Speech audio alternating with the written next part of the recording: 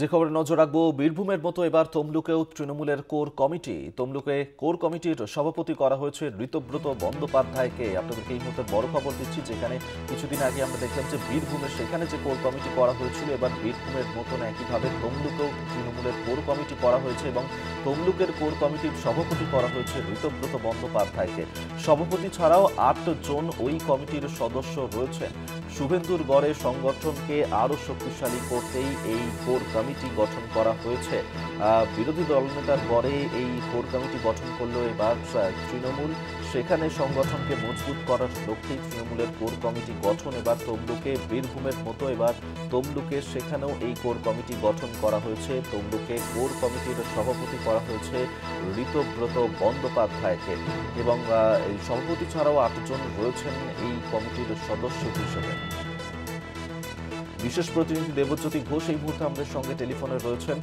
দেবজ্যোতি, কিছুদিন আগে আমরা দেখেছিলাম বীরভূমের যে কোর কমিটি গঠন করা হয়েছিল, এবার সেই একইভাবে তমলুকেও তৃণমূলের তরফ থেকে কোর কমিটি গঠন করা হলো। মূলত কি কাজ হবে তমলুকের ক্ষেত্রে এই কোর কমিটির? দেখো, তৃণমূল কংগ্রেসের বেশ কয়েকটা জায়গায় সাংগঠনিক পরিবর্তন করা হয়েছে।